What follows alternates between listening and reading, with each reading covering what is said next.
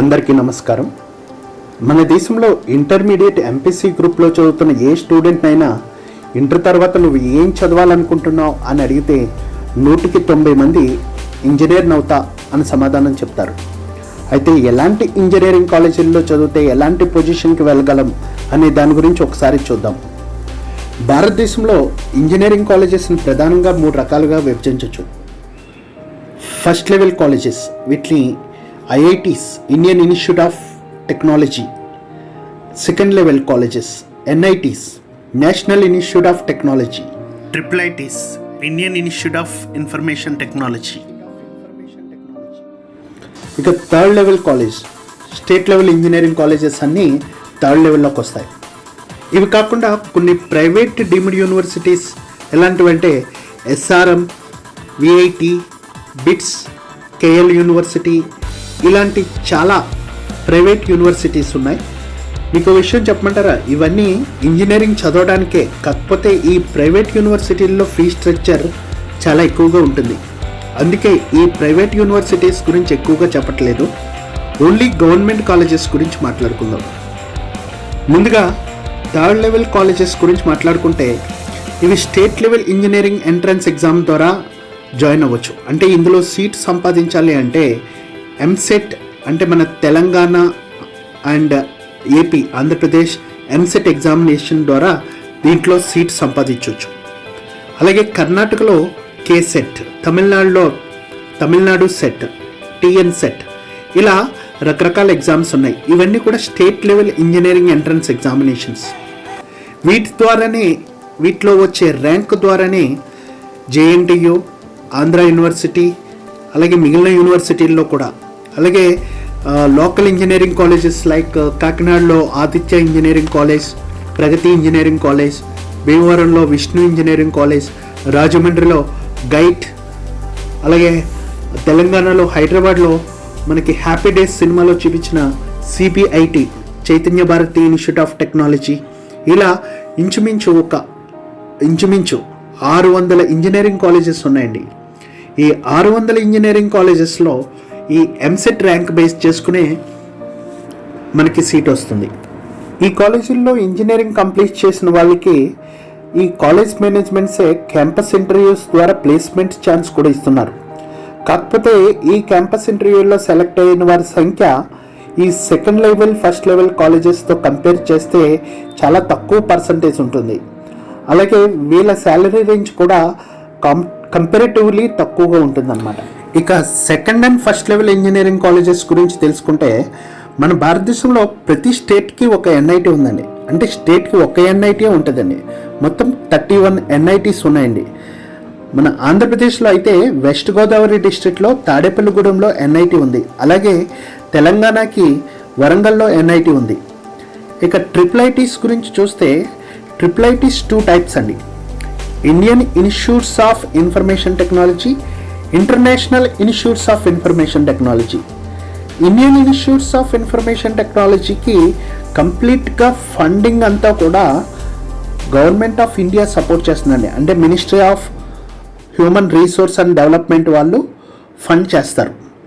ఇక international institutes of information టెక్నాలజీకి కొన్ని ప్రైవేట్ ఆర్గనైజేషన్స్ మళ్ళా ఆ స్టేట్ గవర్నమెంట్స్ సపోర్ట్ ఇస్తాయి. ఇవి దాదాపుగా ఒక 18 ఉన్నాయండి. IITsలో తప్పించి NITsలోని IIITsలోని కలిపి సుమారు 55,000 ఇంజనీరింగ్ సీట్లు ఉన్నాయండి. మీరు NITలో సీట్ సంపాదించాలి అంటే JEE మెయిన్ క్వాలిఫై అయ్యి తగిన ర్యాంక్ తెచ్చుకోవాలి. అదే IITలో సీట్ సంపాదించాలంటే JEE మెయిన్ క్వాలిఫై అయిన తర్వాత JEE అడ్వాన్స్డ్కి ఎలిజిబుల్ అవుతారు. JEE అడ్వాన్స్డ్లో కూడా మంచి ర్యాంక్ తెచ్చుకుంటే మీరు IITలో సీట్ సంపాదించగలరు. ఇక దేశంలోనే అత్యంత ప్రతిష్టాత్మకమైన ఇంజనీరింగ్ కాలేజెస్ అయినటువంటి IITs గురించి తెలుసుకుందాం. మన దేశంలో ప్రస్తుతానికి 23 IITలు ఉన్నాయండి. ఈ 23 IITల్లో సుమారు 11,000 నుంచి 12,000 మధ్యలో సీట్లు ఉన్నాయండి, ఇంజనీరింగ్ సీట్లు. ఈ IITలన్నీ కూడా చాలా విశాలమైన ప్రాంగణ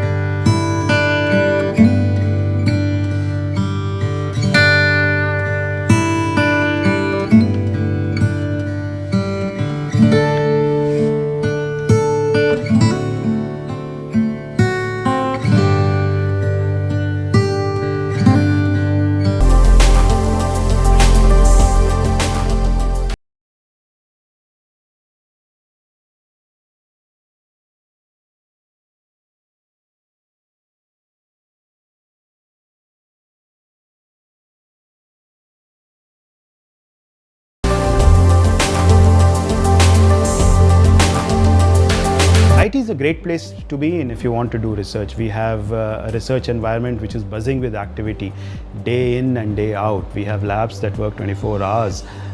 In both open-ended research and goal-oriented focus research, we work closely with the industry and defense departments, space departments and other organizations.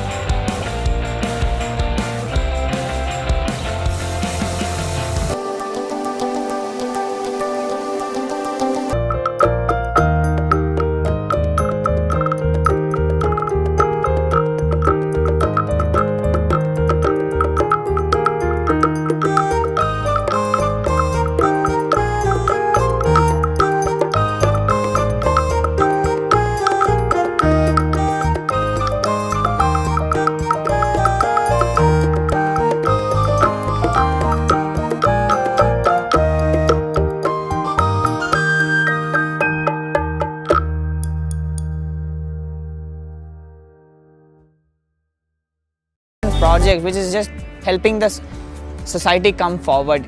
Somewhere here on a crutches, somebody there working on smart cane, it just tells you, it gives study things, you understand things, but here you get to know many more things instead of just study.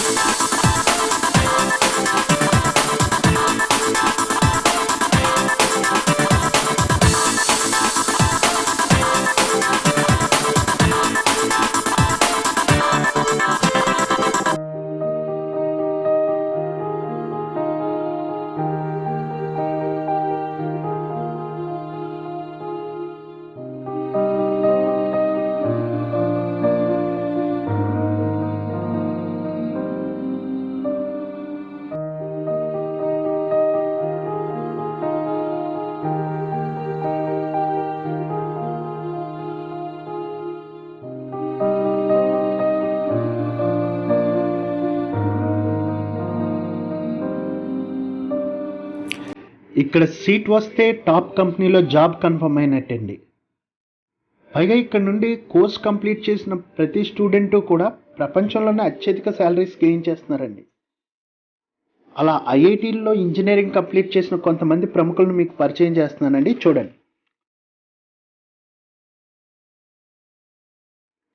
Google గురించి మీకు తెలుసు. ప్రపంచం మొత్తం ఇప్పుడు Google మీదే ఆధారపడి ఉంది. అలాంటి గూగుల్ కంపెనీకి top professional, top CEO Sundar Pichai గారు ఐఐటి ఖరగ్పూర్లో మెటలర్జికల్ ఇంజనీరింగ్ కంప్లీట్ చేశారండి. ఇన్ఫోసిస్ మీకు తెలుసు. ఇన్ఫోసిస్ అనేది ఒక సాఫ్ట్వేర్ కంపెనీ. ఈ సాఫ్ట్వేర్ కంపెనీకి ఫౌండర్ నారాయణమూర్తి గారు. ఈ నారాయణమూర్తి గారు ఐఐటి కాన్పూర్లో ఎలక్ట్రికల్ ఇంజనీరింగ్ కంప్లీట్ చేశారండి. ఇప్పుడు ప్రతిదీ కూడా ఆన్లైన్ బిజినెసే. ఆన్లైన్లోనే మనం వస్తువులు కొనుక్కుంటున్నాం. అలాంటి ఆన్లైన్లో ఇండియాలోనే top most online company Flipkart. అలాంటి ఫ్లిప్కార్ట్ ఫౌండర్స్ సచిన్ బన్సాల్ అండ్ బిన్నీ బన్సాల్ వీరు ఐఐటి ఢిల్లీలో ఇంజనీరింగ్ కంప్లీట్ చేశారు. ప్రపంచంలోని చాలా సాఫ్ట్వేర్ అండ్ హార్డ్వేర్ కంపెనీల్లో అగ్రగామి కంపెనీ అయిన సన్ మైక్రో సిస్టమ్స్ దాని అధినేత వినోద్ ఖోస్లా ఈయన ఢిల్లీ ఐఐటిలో ఎలక్ట్రికల్ ఇంజనీరింగ్ కంప్లీట్ చేశారండి. ప్రస్తుతం మనం బ్యాంకింగ్ అనేది ఆన్లైన్ ద్వారానే చేస్తున్నామండి. ఇలా ఆన్లైన్కి సంబంధించిన సాఫ్ట్వేర్ అంతా కూడా సాఫ్ట్ బ్యాంక్ కార్పొరేషన్ అనే దాని ద్వారా తయారవుతుందండి. అది నికేష్ అరోరా, ఈయన ఐఐటి వారణాసిలో, అంటే ఇప్పుడు బెనారస్ హిందూ యూనివర్సిటీనే ఐఐటి వారణాసి అంటారు, అందులో ఆయన బీటెక్ చేశారు. ఆయన ఆ సాఫ్ట్వేర్ అంటే ఇప్పుడు ఫర్ ఎగ్జాంపుల్ మనం ఫోన్పే ఉపయోగిస్తున్నాం, అలాగే గూగుల్ పే ఉపయోగిస్తున్నాం, అలాగే మనం ఏదైనా ట్రైన్ బుక్ చేసుకోవాలంటే ఒక సాఫ్ట్వేర్ ద్వారా బుక్ చేసుకుంటున్నాం, హోటల్ బుక్ చేసుకోవాలనుకుంటే సాఫ్ట్వేర్ ద్వారా బుక్ చేసుకుంటున్నాం, ఒక బస్ బుక్ చేసుకోవాలంటే సాఫ్ట్వేర్ ద్వారా బుక్ చేసుకుంటాం. ఇవన్నీ కూడా దీనికి సంబంధించిన సాఫ్ట్వేర్ అంతా కూడా మనీ ట్రాన్సాక్షన్స్ అన్నీ కూడా సాఫ్ట్ బ్యాంక్ అనే సాఫ్ట్వేర్ ద్వారా తయారవుతాయి. దానికి అధినేత నికేష్ అరోరా. ఈయన ఐఐటి వారణాసిలో ఇంజనీరింగ్ కంప్లీట్ చేశారు.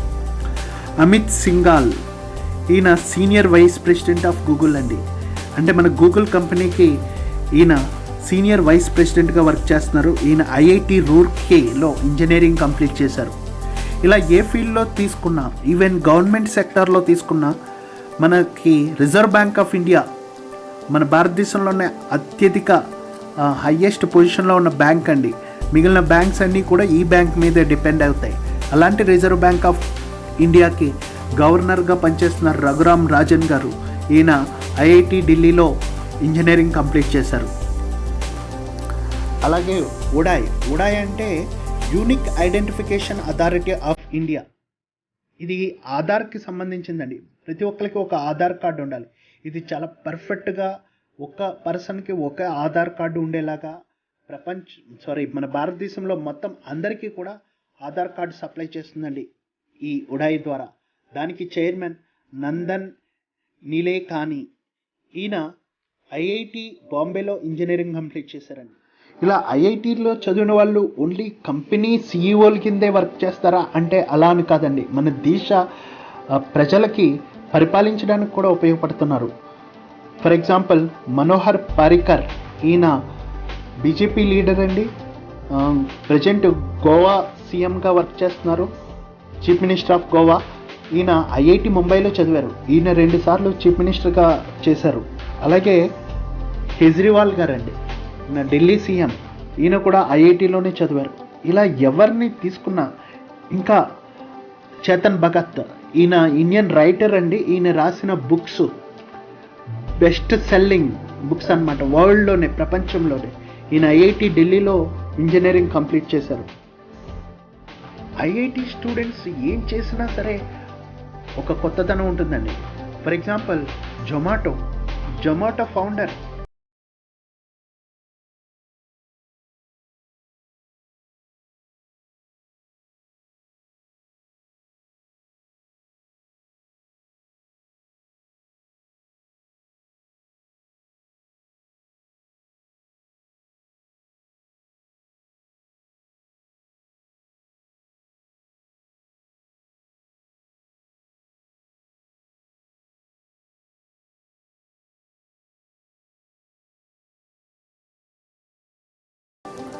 ప్రతిరోజు